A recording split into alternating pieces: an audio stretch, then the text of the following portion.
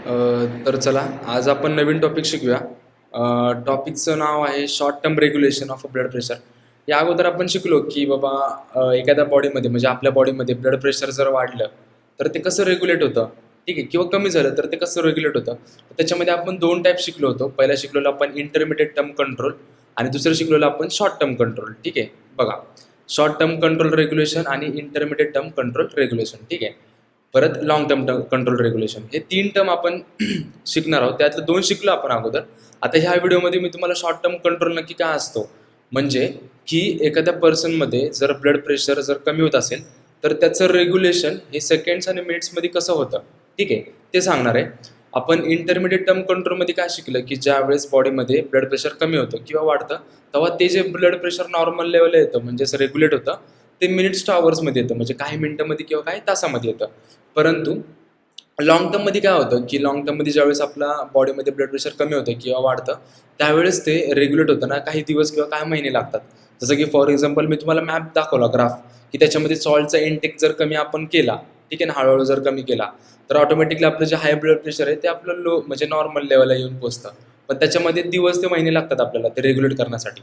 तर आज आपण काय शिकणार आहे की शॉर्ट टर्म कंट्रोल, की म्हणजे आपल्या ह्युमन बॉडीमध्ये ज्यावेळेस बीपी कमी होतो किंवा वाढतो त्यावेळेस तो नॉर्मल लेवलला येण्यासाठी सेकंड्स टू मिनिट्स लागतात. ठीक आहे ना, याचा अर्थ त्याच्यामध्ये जो रिफ्लेक्स होणार आहे ना तो खूप फास्ट असणार आहे as compared to intermediate term आणि लॉंग टर्म. ठीक आहे, तर आज आपल्याला काय शिकायचं आहे शॉर्ट टर्म रेग्युलेशनमध्ये. बेरो रिसेप्टर रिफ्लेक्स म्हणजे नक्की काय असतं, केमिओ रिसेप्टर रिफ्लेक्स म्हणजे काय असतं, आणि CNS इश्चेमिक रिस्पॉन्स म्हणजे नक्की काय असतो. ठीक आहे, ह्या तिन्ही पण गोष्टी आपल्याला शॉर्टमध्ये शिकायच्या. शॉर्टमध्ये म्हणजे काय, जेवढ्या आहेत तेवढ्या गोष्टी आपल्याला प्रॉपर शिकायच्यात. ठीक आहे, तर सर्वात स्टार्टिंगला मी तुम्हाला नक्की बॅरो रिसेप्टर रिफ्लेक्स म्हणजे नक्की काय, बाबा बॅरो रिसेप्टरचं नाव कशावरून दिले ते सर्वात अगोदर सांगतो. बेरो म्हणजे काय असतं, प्रेशर. ठीक आहे, बेरो म्हणजे काय, प्रेशर. आणि रिसेप्टर म्हणजे काय असतं, जो पण चेंज होणार आहे प्रेशरमध्ये तो स्टिम्युलस रिसिव्ह करणार आहे त्याला आपण म्हणणार रिसेप्टर. ठीक आहे ना, त्याला आपण काय म्हणणार, रिसेप्टर. नंतर काय, तर चला आता आपण काय बघणार, बेरो रिसेप्टर रिफ्लेक्स. ठीक आहे, बेरो रिसेप्टर रिफ्लेक्स म्हणजे काय असतं, बेरो म्हणजे काय, बेरो म्हणजे प्रेशर. ठीक आहे, बेरो म्हणजे काय, प्रेशर. आणि रिसेप्टर म्हणजे काय, जो पण प्रेशरमध्ये चेंज येणार आहे, ठीक आहे ना, म्हणजे ब्लड प्रेशर कमी होणार आहे किंवा वाढणार आहे तो जो स्टिम्युलस सेन्स करणारे म्हणजे स्टिम्युलस रिसिव्ह करणारे असतात त्याला आपण म्हणणार रिसेप्टर. ठीक आहे, म्हणून त्याला नाव दिलं की बेरो रिसेप्टर रिफ्लेक्स. ठीक आहे, आता बघा, हे बेरो रिसेप्टर रिफ्लेक्स नक्की काम कसं करतात किंवा त्यांचं सर्वात अगोदर लोकेशन काय, ॲक्च्युअल नक्की ते प्रेझेंट कुठे असतात. ठीक आहे, मग तो रिस्पॉन्स रिसिव्ह कसे करतात, नक्की कोणाला सेंड करतात, कोणा थ्रू सेंड करतात. ठीक आहे, मग कोणापाशी तो रिस्पॉन्स गेल्यानंतर ते नंतर परत काय रिस्पॉन्ड करतं, ते कसं स्टिम्युलेट करतं ते शिकायचं. ठीक आहे, सर्वात अगोदर बेरो रिसेप्टरचा अर्थ कळाला तुम्हाला. बेरो म्हणजे काय असतं, प्रेशर. रिसेप्टर म्हणजे काय, जो पण प्रेशर चेंज होणार आहे, ठीक आहे, त्याला रिसिव्ह करणारे असतात रिसेप्टर्स. ठीक आहे, ह्याचा अर्थ कळाला, हे क्लिअर. आता बघा, बेरो रिसेप्टर नक्की प्रेझेंट कुठं असतं, बघा, आपल्या हार्टमध्ये दोन आर्टरिया दोन वेंट्रिकल प्रेझेंट असतात. ठीक आहे, जे पण ऑक्सिजनेटेड ब्लड जातं ते लेफ्ट वेंट्रिकलमधून जातं. ठीक आहे, लेफ्ट वेंट्रिकलमधून कुठे जातं, आयोर्टामधून. ठीक आहे ना, मग जो पण लेफ्ट वेंट्रिकलमधून आयोर्टा निघतो, सर्वात स्टार्टिंगचा जो आयोर्टा असतो त्याला आपण म्हणतो ॲसेंडिंग आयोर्टा. परत एक आर्क ऑफ आयोर्टा निघतो आणि जो खाली असतो तो डिसेंडिंग आयोर्टा. डिसेंडिंग आयोर्टाचे परत दोन पार्ट होतात, एक थोरासिक आयोर्टा असतो आणि एक ॲब्डोमिनल आयोर्टा. ठीक आहे, त्याशी देणे घेणे नाही, आपल्याला फक्त जो पण आर्क ऑफ आयोर्टा आहे ना त्याशी देणे घेणे. बघा, आर्क ऑफ आयोर्टामध्ये काय होतं, इमॅजिन करा, फक्त आर्कला इमॅजिन करा. बघा, हा जो आर्क आहे ना याला इमॅजिन करा, एक आर्क ऑफ आर्ट आहे, त्याच्यामधून एक जी ट्रंक निघते त्याला आपण म्हणतो राईट ब्रॅकिओसिफालिक ट्रंक. काय म्हणतो त्याला आपण, राईट ब्रॅकिओसिफालिक ट्रंक. ठीक आहे, त्याचे दोन डिव्हिजन निघतात. ठीक आहे, इमॅजिन करा तुम्ही, एक आर्क ऑफ आर्ट आहे, त्याच्यामधून एक ट्रंक निघाले म्हणजे एक वेसल निघाले, त्याला आपण म्हणतो राईट ब्रॅकिओसिफालिक ट्रंक. त्याच्यामधून दोन डिव्हिजन निघतात, एक डिव्हिजन जे निघतं ते राईट सबक्लॅव्हन आर्टरी. ठीक आहे, त्याला आपण म्हणतो राईट सबक्लॅव्हन आर्टरी. ठीक आहे, आणि जे दुसरं डिव्हिजन निघतं त्याला आपण म्हणतो कॉमन कॅरोटिड आर्टरी. काय म्हणतो त्याला, कॉमन कॅरोटिड आर्टरी. ठीक आहे, मग कॉमन कॅरोटिड आर्टरी निघाल्यानंतर त्याचे परत दोन ब्रांचेस निघतात, एक असतं इंटरनल कॅरोटिड आर्टरी आणि एक असतं एक्सटर्नल कॅरोटिड आर्टरी. ठीक आहे, इथपर्यंत समजलं का, आर्क ऑफ आर्ट आहे, त्याच्यामधून एक ब्रांच निघाली त्याला आपण म्हणतो राईट ब्रॅकिओसिफालिक ट्रंक. त्याच्यामधून दोन ब्रांच निघाल्या, एक निघाली राईट सबक्लॅव्हन आर्टरी आणि एक निघाली कॉमन कॅरोटिड आर्टरी. परत कॉमन कॅरोटिड आर्टरीचे परत तीन ब्रांचेस निघतात, एक असते एक्सटर्नल आणि एक असते इंटरनल कॅरोटिड आर्टरी. आता हे जे बॅरो रिसेप्टर रिफ्लेक्स म्हणजे बॅरो रिसेप्टर्स जे प्रेझेंट आहेत ना सर्वात अगोदरचा जो पहिला बॅरोरिसेप्टर प्रेझेंट आहे तो कॅरोटिड सायनसच्या इथे प्रेझेंट असतो बघा इकडे, ठीक आहे, म्हणजेच कॅरोटिड आर्टरीच्या इथे प्रेझेंट असतो, ठीक आहे. तर त्या बॅरोरिसेप्टरला आपण काय नाव दिले, कॅरोटिड बॅरोरिसेप्टर्स बघा इथे दिले, ठीक आहे. बघा कॅरोटिड बॅरोरिसेप्टर्स, त्यांचं लोकेशन असतं कॅरोटिड सायनस, त्याच्या आतमध्ये प्रेझेंट असतं, ठीक आहे. मग हा झाला पहिला. दुसरा जो असतो ना तो आर्क ऑफ आयोर्टामध्ये प्रेझेंट असतो. आर्क ऑफ आयोर्टाचं तुम्हाला म्हटलं मी, त्या आर्कमध्येच प्रेझेंट असतो. त्याला नाव काय दिलं मग, आयोर्टिक आर्क बॅरोरिसेप्टर, ठीक आहे. काय नाव दिलं, आयोर्टिक आर्क बॅरोरिसेप्टर. दोन झाले बॅरोरिसेप्टर्स, एक असतो कॅरोटिड सायनसमध्ये आणि एक असतो आर्क ऑफ आयोर्टामध्ये, ठीक आहे ना. त्यांच्या नावानुसार जिथे जे लोकेशन आहे त्या लोकेशननुसार त्यांना आपण नाव दिलेलं आहे. सर्वात अगोदर कॅरोटिड बॅरोरिसेप्टर आणि दुसरा आहे आयोर्टिक आर्क बॅरोरिसेप्टर. इथपर्यंत समजलं. आता काय होतं, त्याच्यामध्ये नर्व्ज असतात, काही नर्व्ज इनर्वेट केलेले असणार, ठीक आहे ना. का, कारण की त्याच्यामध्ये जो पण सेन्स होणार नाही त्यांना रिस्पॉन्स, म्हणजे जे पण ब्लड प्रेशर कमी झालं आहे वाढले ते जे सेन्स होणार तो स्टिम्युलस तो नर्व थ्रू जायला पाहिजे ना आपल्याला ब्रेनकडे. आपल्या ब्रेनकडे जो जाणार तो कोणत्या तरी नर्व थ्रू जाणार, ठीक आहे ना. मग ते नर्व्ज नक्की कोणते ते पण आहे बघा. जे पण कॅरोटिड बॅरोरिसेप्टर्स म्हणजे जे नर्व इनर्वेट केलेत ना त्याला आपण नाव देतो हिअरिंग नर्व. कोणते नर्व, हिअरिंग. 4 ते 5 हिअरिंग नर्व असतात, ते इनर्वेट करतात, जेणेकरून जो पण प्रेशर चेंज झालेला रिसिव्ह करणार ना ते स्टिम्युलस ब्रेनकडे पाठवणार थ्रू दॅट नर्व, ठीक आहे. त्या नर्वकडून ते आपल्या ब्रेनकडे पोहोचणार आहेत, ठीक आहे. मग त्या नर्वला आपण काय म्हणतो, हिअरिंग नर्व, ठीक आहे. जे की कोणाला इनर्वेट केलेले आहेत, म्हणजे कोणामध्ये घुसलेले आहेत, ठीक आहे ना. इनर्वेट म्हणजे आतमध्ये इन्सर्ट झालेले आहेत कोणाच्या, कॅरोटिड बॅरोरिसेप्टरच्या, ठीक आहे. त्याला आपण म्हणतो हिअरिंग नर्व्स. आणि ह्या साईडला जे असतात म्हणजे आयोर्टिक आर्कमध्ये जे इनर्वेट केलेले नर्व्स असतात ना त्याला आपण म्हणतो डिप्रेसर नर्व. काय म्हणतो त्याला, डिप्रेसर नर्व, ठीक आहे. आता हिअरिंग नर्व्स ज्यावेळेस एकत्र येतात आणि एकच सिंगल नर्व बनते, त्या सिंगल नर्वला नाव दिले ग्लॉसोफेरेंजियल नर्व. काय नाव दिले, ग्लॉसोफेरेंजियल नर्व, ठीक आहे. आणि जे पण डिप्रेसर नर्व्स आहेत ते एकत्र येऊन एक सिंगल नर्व बनवतात, त्याला आपण म्हणतो वेगस नर्व. काय नाव देतं, वेगस नर्व, ठीक आहे. इथपर्यंत समजलं तुम्हाला. आता बघा ते ग्लॉसोफेरेंजियल नर्व आपल्या मेडुला ऑब्लांगेटाकडे जातात, नंतर ते पुढे काय काम करतात ते सगळं सांगतो. इथपर्यंत समजलं का की बॅरोरिसेप्टर्स म्हणजे नक्की काय, त्यांचं लोकेशन काय, आणि त्यांच्यामध्ये जे पण ब्लड प्रेशर चेंज होणार किंवा ते रिसिव्ह करणार आहेत ते जे ब्रेनकडे पाठवणार ते कोणा थ्रू पाठवणार. जे पण कॅरोटिड बॅरोरिसेप्टर्स प्रेझेंट आहेत त्यांच्यामधून जे पण सिग्नल आहे तो कोणा थ्रू जाणार आहे, ग्लॉसोफेरेंजियल नर्व थ्रू जाणार आहे आपल्या ब्रेनकडे. आणि जो पण आर्टिक आर्क बॅरोरिसेप्टरमध्ये जे पण प्रेशर चेंज होणार आहे म्हणजे जे सेन्स होणार आहे तो जो सिग्नल आहे तो वेगळंच नर्व थ्रू आपल्या मेडुला ऑब्लांगेटाकडे जाणार आहे, म्हणजे ब्रेनकडे जाणार आहे, ठीक आहे. इथपर्यंत समजलं. आता आपण पुढे पाचवी शिकूया, म्हणजे नक्की सिग्नल कुठून कसा जातो किंवा काय काय घडतं ते, ठीक आहे. त्याच्या अगोदर सर्वात इम्पॉर्टंट गोष्ट मी तुम्हाला परत एकदा सांगतो. अगोदरच्या व्हिडिओमध्ये मी सांगितले की पॅरासिम्पॅथेटिक ॲक्टिव्हिटी स्टिम्युलेट झाल्यानंतर काय चेंजेस येतात आणि सिम्पॅथेटिक ॲक्टिव्हिटी स्टिम्युलेट झाल्यानंतर काय चेंजेस येतात, ठीक आहे. म्हणजे बघा आता जे पण पॅरासिम्पॅथेटिक ॲक्टिव्हिटी आहे ना ते काय करणार आहे, आपलं व्हॅसोडायलेशन करणार आहे. व्हॅसोडायलेशन म्हणजे काय, वेसल्सला डायलेट करणार आहे. डायलेट म्हणजे काय, आतमधला व्हॉल्यूम वाढवणार आहे, ठीक आहे ना. आता व्हॉल्यूम जर वाढला तर ऑटोमॅटिकली प्रेशर कमी होणार आहे. आता तुम्ही मला सांगा पॅरासिम्पॅथेटिक ॲक्टिव्हिटी स्टिम्युलेट कधी होणार, विचार करा. पॅरासिम्पॅथेटिक ॲक्टिव्हिटी कधी स्टिम्युलेट होईल, ज्या वेळेस आपलं बॉडी प्रेशर म्हणजे ब्लड प्रेशर आहे ते हाय होईल, ठीक आहे ना. हाय झाल्यानंतरच आपल्याला वेसलला डायलेट करावं लागेल. डायलेट केलं तर ऑटोमॅटिकली प्रेशर कमी होईल, ठीक आहे. आणि सिम्पॅथेटिक ॲक्टिव्हिटीला आपण स्टिम्युलेट कधी करणार, तर ज्या वेळेस प्रेशर कमी असेल म्हणजे ब्लड प्रेशर ज्यावेळेस कमी होईल नॉर्मलपेक्षा त्यावेळेस त्याला वाढवण्यासाठी आपण वेसो कॉन्स्ट्रिक्शन करणार, म्हणजे वेसलला कॉन्स्ट्रिक्ट करणार, म्हणजे व्हॉल्यूमला कमी करणार आणि प्रेशरला वाढवणार. ह्या दोन गोष्टी कळाल्या, पॅरासिम्पॅथेटिक ॲक्टिव्हिटी म्हणजे आणि सिम्पॅथेटिक ॲक्टिव्हिटी म्हणजे काय हे लक्षात ठेवायचं, ठीक आहे. याच्यामध्ये कन्फ्युजन होऊन द्यायचं नाही. पॅरासिम्पॅथेटिक व्यासो डायलेशन करणार, सिम्पॅथेटिक ॲक्टिव्हिटी व्यासो कॉन्स्ट्रिक्शन करणार. आता आपण पाचवे शिकू की नक्की काय काय कसं होतं. बघा सर्वात अगोदर ज्या वेळेस बॉडीमध्ये ब्लड प्रेशर चेंज होतो, ठीक आहे. म्हणजे ब्लड प्रेशर समजा फॉर एक्झाम्पल ब्लड प्रेशर आता कमी झाला आहे, समजा वाढलं आहे समजा, ठीक आहे. बी पी आपला काय झाला बॉडीमधला वाढला आहे.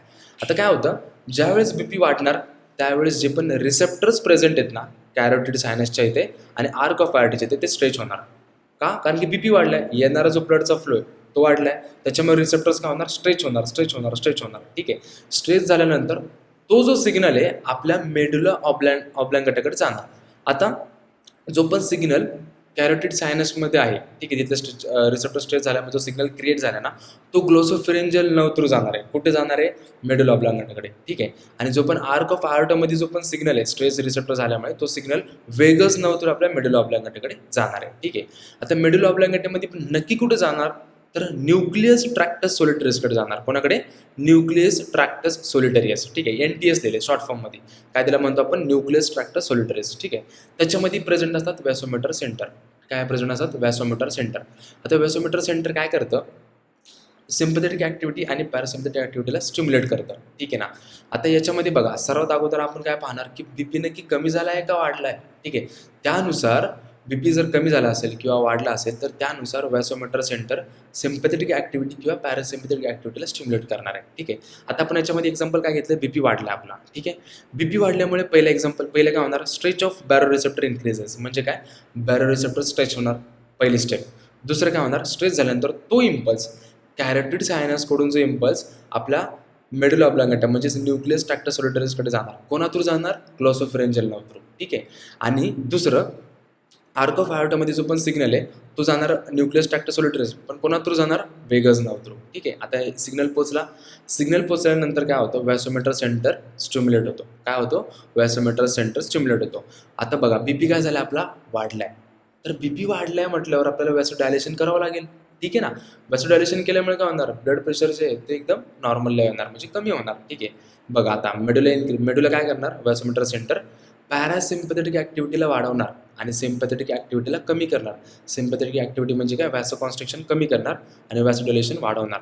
जेवढं जास्त व्हॅसोडायलेशन करता येईल तेवढं प्रेशर काय होणार? हळूहळू नॉर्मल येणार, बॅक टू दी नॉर्मल. ठीक आहे, ही झालं पहिलं एक्झाम्पल आपण घेतलं ज्यावेळेस BP आपला वाढला.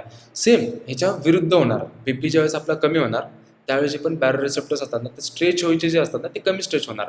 कमी स्ट्रेच झाल्यामुळे तो जो इम्पल्स आहे तो ग्लॉसोफेरेंजियल नर्व्ह आणि वेगस नर्व्ह तर आपल्या मेडुला ऑब्लांगेटाकडे पोहोचणार. मेडुला ऑब्लांगेटाकडे पोहोचल्यानंतर तो ॲक्टिवेट करणार व्हॅसोमीटर सेंटरला आणि तो व्हॅसोमीटर सेंटर सिम्पथेटिक ॲक्टिव्हिटीला स्टिम्युलेट करणार. कोणाला स्टिम्युलेट करणार? सिम्पथेटिक ॲक्टिव्हिटीला. मग सिम्पथेटिक ॲक्टिव्हिटी स्टिम्युलेट झाल्यानंतर काय होणार? व्हॅसो कॉन्स्ट्रिक्शन होणार. त्याच्यामुळे जो BP फॉल झालेला म्हणजे कमी झाला होता तो बॅक टू दी नॉर्मल म्हणजे वाढणार. ठीक आहे, इथपर्यंत समजलं का? सर्वात अगोदर आपण बघितलं बॅरो रिसेप्टर्स म्हणजे नक्की काय असतं. ठीक आहे, बॅरो म्हणजे काय? रिसेप्टर्स म्हणजे काय? त्यांचं लोकेशन काय? लोकेशन एक्झॅक्ट माहीत पाहिजे की नक्की ते कुठे प्रेझेंट असतात. ठीक आहे ना, एक्झॅक्ट लोकेशन काय? त्यांच्यामधून जे निघणारे नर्व्ज आहेत म्हणजे जे पण ते इम्पल्स जनरेट करणार, ते इम्पल्स पाठवणार आहेत आपल्या मेडुला ऑब्लांगेटाकडे, ते कोणा थ्रू जातात ते सुद्धा माहीत पाहिजे. कारण की दोन्हीकडून जे जाणारे सिग्नल्स आहेत ते वेगवेगळ्या नर्व्ह थ्रू जातात ते. ठीक आहे, ते सुद्धा माहीत पाहिजे. इथपर्यंत समजलं. आता आपण एक छोटासा स्मॉल फ्लो चार्ट पाहूयात. ठीक आहे, याच्यामध्ये बघा कंपोनंट्स पहिलं काय होतं? स्टिम्युलस क्रिएट होतो म्हणजे काय? आर्टिल ब्लड प्रेशर म्हणजेच BP आपला वाढतो. ठीक आहे, मग तो स्टिम्युलस रिसिव्ह करतो कोण? बॅरो रिसेप्टर्स इन कुठे? कॅरोटिड सायनस आणि आयोटिक आर्कमध्ये. ठीक आहे, नंतर ते हिअरिंग नर्व्ह आणि डिप्रेसर नर्व्ह तुम्हाला सांगितलं. कॅरोटिड सायनसमधून जे पण नर्व्स निघतात हिअरिंग नर्व्स, 4-5 हिअरिंग नर्व्स एकत्र होऊन एकच नर्व्ह क्रिएट होते, त्याला म्हणतो आपण ग्लॉसोफेरेंजियल नर्व्ह.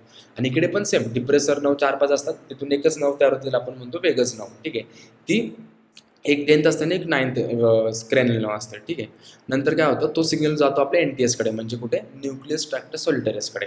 ठीक आहे, तिथे पोहोचल्यानंतर तो जातो मग व्हॅसोमीटर सेंटरला ॲक्टिवेट करतो. व्हॅसोमीटर सेंटर बघतो की बाबा BP कमी झाला आहे, तर आपल्याला कोणाला स्टिम्युलेट केलं पाहिजे? पॅरासिम्पथेटिक केलं पाहिजे का सिम्पथेटिक सिस्टमला केलं पाहिजे? तर त्यानुसार ते काम करतं. ठीक आहे, इथपर्यंत समजलं.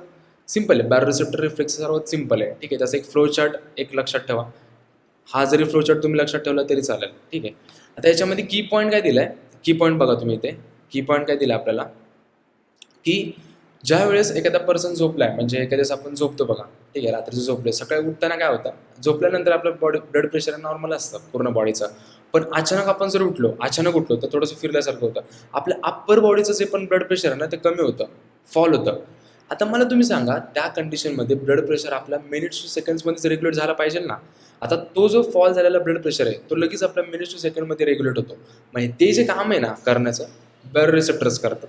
हां, तर आपण काय पाहत होतो की बॅरो रिसेप्टर रिफ्लेक्स म्हणजे नक्की काय? ठीक आहे, हे सगळ्यांना समजलं. हा फ्लो चार्ट सर्वात इम्पॉर्टंट आहे की हा फ्लो चार्टमध्ये बघा ना की स्टिम्युलस आहे, मग रिसिव्ह कोण करत आहे, मग तो जो सिग्नल आहे तो मेडुला ऑब्लांगेटा म्हणजेच न्यूक्लियस ट्रॅक्टस सोलिटरीसकडे कसा जातो आहे, मग ते व्हॅसोमीटर सेंटरला ॲक्टिवेट करतात, मग ते नंतर रेग्युलेट करतात. ठीक आहे, हे समजलं. आता आपण शिकूया केमोरिसेप्टर रिफ्लेक्स. ठीक आहे, केमोरिसेप्टर रिफ्लेक्स म्हणजे नक्की काय? तर जो पण रिफ्लेक्स म्हणजे जे पण स्टिम्युलस रिसिव्ह करणार आहे ना आपण ते ऑक्सिजनच्या बेसिसवर करणार आहे. म्हणजे ऑक्सिजन, कार्बन डायऑक्साईड आणि H+. म्हणजे प्रेशर ऑफ कार्बन डायऑक्साईड आणि H+ कॉन्सन्ट्रेशनच्या याच्या बेसिसवर आपण ते रिसीव्ह करणार आहे. ठीक आहे. सर्वात अगोदर बॅरोरिसेप्टरमध्ये आपण कशा याच्या बेसिसवर आपण रिसीव्ह करत होतो, तर चेंज इन प्रेशर, म्हणजे प्रेशरचा चेंज झाल्यावर आपल्याला ते स्टिम्युलेट होत होतं. आता याच्यामध्ये काय करणार आपण, जे पण pressure of O2, pressure of CO2 आणि H+ कॉन्सन्ट्रेशन, त्या बेसिसवर ते आपण रिसीव्ह करणार आणि ते सिग्नल आपण त्याला पाठवणार आहे. कोणाला? न्यूक्लियस ट्रॅक्टर सॉलिटरीसला. सेम आहे. आता याच्यामध्ये कॅमिओरिसेप्टर्स प्रेझेंट असतात. कॅमिओरिसेप्टर्स कुठे प्रेझेंट आहे बघा, मी तुम्हाला सांगितलेलं CCA म्हणजे काय, कॉमन कॅरोटिड आर्टरी. ठीक आहे ना. कॉमन कॅरोटिड आर्टरीचे परत 2 ब्रांचेस निघतात. एक असते इंटरनल कॅरोटिड आर्टरी आणि एक असते एक्सटर्नल कॅरोटिड आर्टरी. ठीक आहे. मग कॉमन कॅरोटिड आर्टरीमध्ये काय प्रेझेंट असतात, कॅमिओरिसेप्टर्स प्रेझेंट असतात. ठीक आहे ना. कॅमिओरिसेप्टर्स म्हणजे काय, केमिकलचा जो चेंज होतो ना, केमिकली जो चेंज होणार आहे, तो चेंजला हे करणार आहे, स्टिम्युलेट करणार, म्हणजे चेंजला काय करणार आहे, रिसीव्ह करणार, की बाबा चेंज झाला आहे, मग तो स्टिम्युलस रिसीव्ह करणार, की बाबा त्याच्यामध्ये केमिकली काय चेंज झाला आहे, ऑक्सिजनचं कमतरता जाणवली, CO2चं कमतरता जाणवली, किंवा H+चे. ठीक आहे. ते चेंज जो असतो तो डिटेक्ट करणार. ठीक आहे. हा कॅमिओरिसेप्टर. ठीक आहे. मग केमिकल रिसेप्टर्स ना, केमिकल म्हणजे काय, partial pressure of CO2, partial pressure of O2 आणि H+ कॉन्सन्ट्रेशनला डिटेक्ट करून ते पुढे सिग्नल पाठवणार आहे. आता याच्यामध्ये काय, सेम आर्क ऑफ आर्टा आणि कॅरोटिड बॉडीज अशा 2 प्रेझेंट असतात. कुठे प्रेझेंट असतात, तर कॉमन कॅरोटिड आर्टरीमध्ये. ठीक आहे. बघा, CCA म्हणजे कॉमन कॅरोटिड आर्टरीमध्ये असं कॅरोटिड बॉडीज. ठीक आहे. बायफर्केशन म्हणजे जिथे पण कॉमन कॅरोटिडचं बायफर्केशन होतं तिथंच प्रेझेंट असतात कॅमिओरिसेप्टर्स, आणि इकडे आर्क ऑफ आर्टामध्ये प्रेझेंट असतात. ठीक आहे. प्रॉपर सेम लोकेशन आहे, फक्त याचं जे लोकेशन आहे ना, ते बायफर्केशनच्या इथे अलीकडे प्रेझेंट असतं. ठीक आहे. आता याच्यामध्ये काय होतं बघा, आता फॉर एक्झाम्पल ब्लड प्रेशर कमी झालं आहे. ब्लड प्रेशर कमी झाले म्हणजे काय, जे येणारं ब्लड आहे ना, त्याचं फ्लो कमी झाला आहे. ठीक आहे. येणारं जर ब्लड फ्लो कमी झाला असेल तर तिथे ऑक्सिजनची लेवल डिटेक्ट होणार, ती कमी होणार. ठीक आहे ना. येणारे ऑक्सिजनेटेड ब्लड येणार ना, नंतर ऑक्सिजनेटेड ब्लड नंतर ते CO2 एक्सचेंज होऊन मग ते परत कार्बन डायऑक्साइडेड ब्लड आपलं जाणार आहे. तर येणारं ब्लड ज्यावेळेस कमी येणार त्यावेळेस तिथे डिटेक्शन काय होणार, की बाबा ऑक्सिजन लेवल डिटेक्ट होणार, की कमी ऑक्सिजन लेवल डिटेक्ट झाले. याचा अर्थ काय, आलेलं ब्लड जे आहे ना ते कमी प्रमाणामध्ये. ठीक आहे. मग एकदा ऑक्सिजनची लेवल ज्यावेळेस आपल्याला कमी जाणवते, मग CO2 आणि H+ कॉन्सन्ट्रेशन जास्त वाढतो, मग ते डिटेक्ट केलं जातं. मग ते कॅमिओरिसेप्टर जे पण कॅरोटिड आर्टरीचे त्याचे कॅमिओरिसेप्टर्स प्रेझेंट आहेत, आणि इकडे जे आर्टिक बॉडीचे त्याचे कॅमिओरिसेप्टर्स प्रेझेंट आहेत, ते काय करतात, त्याला सेन्स करतात, ते स्टिम्युलेट होऊन जातात. ठीक आहे. ते स्टिम्युलेट होतात, मग त्यांना कळतं की ते मग सिग्नल पाठवतात पुढे. मग पुढे कोणाला पाठवणार, न्यूक्लियस ट्रॅक्टर सॉलिटरीसला. सेम न्यूक्लियस ट्रॅक्टर सॉलिटरीसला सिग्नल पाठवणार, की बाबा जे पण O2चं कॉन्सन्ट्रेशन आहे ते खूप कमी आहे. याचा अर्थ काय, BP खूप कमी आहे, BP लो झाला आहे, आणि कार्बन डायऑक्साईड आणि H+ कॉन्सन्ट्रेशन हाय आहे. ठीक आहे. मग याचा अर्थ काय, की BP लो झाला आहे. मग तो व्हॅसोमीटर सेंटरकडे जे गेल्यानंतर सिग्नल, व्हॅसोमीटर सेंटर कोणाला स्टिम्युलेट करणार, सिम्पॅथेटिक ॲक्टिव्हिटीला करणार. ठीक आहे. सिम्पॅथेटिक ॲक्टिव्हिटीला स्टिम्युलेट केल्यामुळे काय होणार, जे पण ब्लड फ्लो आहे ना, तो ब्लड फ्लो वाढणार, म्हणजेच काय, ब्लड प्रेशर वाढणार. ठीक आहे ना, जे कमी झालं होतं. आता याच्यामध्ये जे पण डिटेक्शन केलं जातं ना, की बाबा कशावरनं BP रेग्युलेट करायचं, तर तो ऑक्सिजन, कार्बन डायऑक्साईड आणि H+ कॉन्सन्ट्रेशनवर. ठीक आहे. आणि बॅरोरिसेप्टर्सकडे आपण बघितलं ते चेंज इन प्रेशर, ब्लडच्या फ्लोवरनं आपण डिटेक्ट केला होता.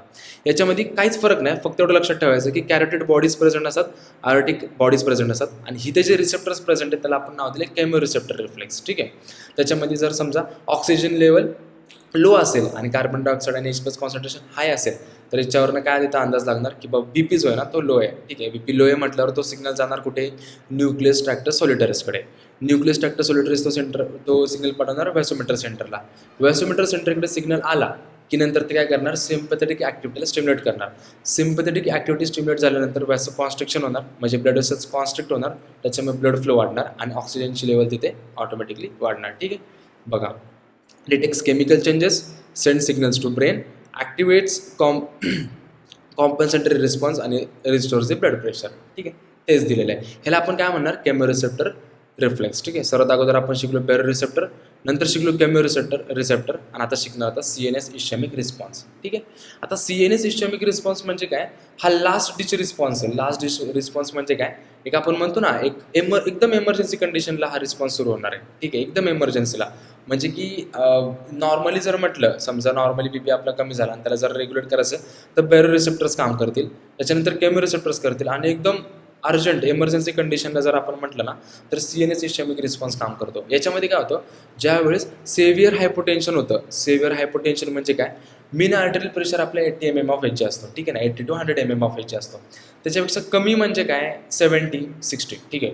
पण सेव्हिअर हायपोटेन्शन म्हटलं तर ह्याच्यापेक्षा पण खूप कमी, म्हणजे एकदम इमर्जन्सी कंडिशन तयार झाली ना आता 50पेक्षा पण खूप कमी म्हणजे 40-30, ठीक आहे. आता त्या कंडिशनमध्ये पण आपल्याला ब्लड प्रेशर रेग्युलेट करायचं ते पण सेकंड्स टू मिनिट्समध्ये. मग हा रिस्पॉन्स काम करणार तिथं कोणता CNS इस्चेमिक रिस्पॉन्स. आता त्याच्यामध्ये काय होतं सेम बघा आता काय होतं सेव्हिअर हायपोटेन्शन क्रिएट होतं म्हणजे काय जो पण मीन आर्टियल प्रेशर आहे ना तो 50 mm/Hg पेक्षा पण कमी होतो.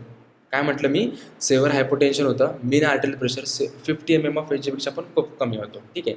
मग खूप कमी झाल्यानंतर तिथे काय होतं हायपोपरफ्युजन होतं. हायपोपरफ्युजन म्हणजे काय असतं परफ्युजन म्हणजे ब्लड फ्लो. हायपो म्हणजे खूप कमी. मग ब्लड फ्लो जो होणार आहे तो खूप कमी होतो. त्याच्यामुळे काय होतं जो सिग्नल आहे रिसिव्ह सिग्नल ऑफ हायपोपरफ्युजन कोण करणार मिडल ऑब्लांगेटा. ठीक आहे ना बघा हायपोपरफ्युजन ॲट CNS म्हणजे CNS इथं काय होणार हायपोपरफ्युजन. त्याच्यामुळे तो सिग्नल कोणाकडे जाणार आता व्हॅसोमोटर सेंटरकडे जाणार म्हणजेच मिडल ऑब्लांगेटाकडे जाणार. ठीक आहे. याच्यावरून आपल्याला काय समजतं की बाबा BP खूप लो झाला आहे खूप लो. त्याच्यामुळे काय होणार व्हॅसोमोटर सेंटर पॅरासिम्पॅथेटिक ॲक्टिव्हिटीला स्टिम्युलेट करणार का सिम्पॅथेटिक ॲक्टिव्हिटीला सिम्पॅथेटिक ॲक्टिव्हिटी स्टिम्युलेट झाली की काय होणार व्हॅसोकॉन्स्ट्रिक्शन म्हणजे ब्लड वेसल कॉन्स्ट्रिक्ट होणार आणि ब्लड फ्लो वाढणार. हार्ट रेट आणि कॉन्ट्रॅक्टिलिटीला पण आपण वाढवणार. ठीक आहे म्हणजे सिम्पॅथेटिक ॲक्टिव्हिटीज वाढवणार. ठीक आहे. पण हे जे CNS इस्चेमिक रिस्पॉन्स आहे ना ते कुठं कधी काम करणार एकदम इमर्जन्सी कंडिशनला. म्हणून आपण नाव काय दिलं दुसरं last ditch response to save life. ठीक आहे ना लाईफला वाचवण्यासाठी एक लास्ट डिच रिस्पॉन्स आहे आपल्या बॉडीचा. कधी पण बघा कोणत्या पण गोष्टीमध्ये आपली बॉडी आपल्याला वाचवण्याचाच प्रयत्न करत असते. ठीक आहे ना कधी पण आपली इम्युन सिस्टम बघा ना प्रत्येक वेळेस कितीतरी बॅक्टेरिया आपल्या बॉडीमध्ये जातात तर त्या आपली इम्युन सिस्टम एवढी चांगली असेल तर ते बरोबर त्याशी पण फाईट करून आपण आजारी पडत नाही. ठीक आहे ना. पण कधी आपण आजारी कधी पडतो ज्यावेळेस आपली इम्युन सिस्टम ज्यावेळेस हारते त्यावेळेस आपण आजारी पडतो. मग कधी पण बघा ना कोणत्या पण गोष्टीमध्ये आपली बॉडी आपल्याला साथ द्यायचाच प्रयत्न करते. ठीक आहे. आता याच्यामध्ये पण बघा ना हे रिस्पॉन्स आहेत रेग्युलेट करतात ते ऑटोमॅटिकली रेग्युलेट होतं ते आपल्याला कुठं बाहेरून मेडिसिन घ्यायची गरज नाही पडते. आपली बॉडी जिथपर्यंत होऊ शकते ना तिथपर्यंत ते रेग्युलेट करण्याचं काम करते. पण एक टाईम येतो की तिथं रेग्युलेशनच काम करत नाही मग आपली बॉडी मग सोडून देते विषय. ठीक आहे म्हणून ते दिले की लास्ट डिस रिस्पॉन्स हा. ठीक आहे. एक असं सांगितली गोष्ट. आता याच्यामध्ये काय होतं ह्याला कुशिंग रिॲक्शन याच्यामध्ये एक special type of CNS ischaemic response ह्याला एक कुशिंग रिॲक्शन आहे. एक CNS इस्चेमिक रिस्पॉन्स एक स्पेशल टाईप आहे. ठीक आहे. कुशिंग रिॲक्शन ह्याला म्हणतो. याच्यामध्ये ना 3 गोष्टी घडतात. तर पहिली गोष्ट काय घडते ज्या वेळेस ना क्रॅनियलेशन्स होतात म्हणजे काय CSF प्रेशर बघा दिसत असेल तुम्हाला स्क्रीनवर ज्यावेळेस CSF प्रेशर वाढतं आर्टेरियल प्रेशरपेक्षा. ठीक आहे. ऑब्वियस गोष्ट तिथं प्रेशर वाढलं. ठीक आहे. प्रेशर वाढल्यामुळे काय होतं जे पण सेरेब्रल मायक्रोवॅस्क्युलेचर आहेत ना ते कॉम्प्रेक्स होतात. ठीक आहे. कॉम्प्रेशन क्रिएट होतं. कॉम्प्रेशन क्रिएट झाल्यामुळे काय होतं जे पण व्हॅसोमीटर सेंटर आहे तिथे हायपॉक्झिया क्रिएट होतो म्हणजेच काय हायपॉक्झिया म्हणजे काय की असे बॉडी टिश्यू जिथे की ऑक्सिजनची खूप नीड आहे म्हणजे ऑक्सिजन लेवल खूप ढासळलेलं आहे. आता तुम्ही मला सांगा ऑक्सिजन लेवल जर खूप कमी असेल तर याचा अर्थ काय तिथे ब्लड फ्लो करावा लागेल आपल्याला जास्त. ठीक आहे ना. मग व्हॅसोमीटर सेंटर तुम्ही मला सांगा पॅरासिम्पॅथेटिक ॲक्टिव्हिटीला वाढवेल का सिम्पॅथेटिक ॲक्टिव्हिटीला का कारण की तिथे हायपॉक्झिया क्रिएट झाला आहे. हायपॉक्झिया म्हणजे काय ऑक्सिजनची खूप सारी नीड आहे तिथं. मग ते काय करणार सिम्पॅथेटिक ॲक्टिव्हिटीला स्टिम्युलेट करून ब्लड प्रेशरला वाढवणार. ही पहिली गोष्ट. आता ब्लड प्रेशर नॉर्मलपेक्षा पण जास्त वाढेल. ठीक आहे. मग ज्यावेळेस नॉर्मलपेक्षा पण जास्त वाढल्यानंतर कोण स्टिम्युलेट होणार बॅरो रिसेप्टर स्टिम्युलेट होणार का कारण की त्यांच्यासाठी BP काय झाला आहे हाय झाला आहे खूप.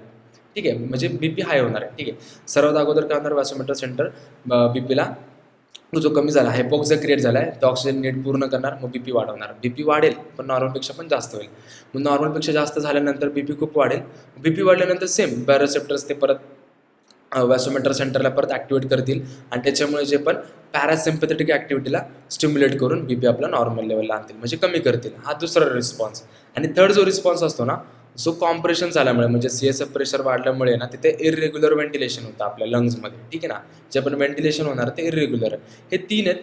लक्षात राहिलं तर ठेवा एवढं काही इम्पॉर्टंट नाही आहे. ठीक आहे. कुशिंग ट्रायड आपण याला म्हणतो. कुशिंग ट्रायडमध्ये 3 गोष्टी होतात. स्टार्टिंगला BP हाय वाढतो परत वाढलेला BP बॅरोरिसेप्टर्स तो परत कमी करतो आणि इरेग्युलर व्हेंटिलेशन होतो. ठीक आहे.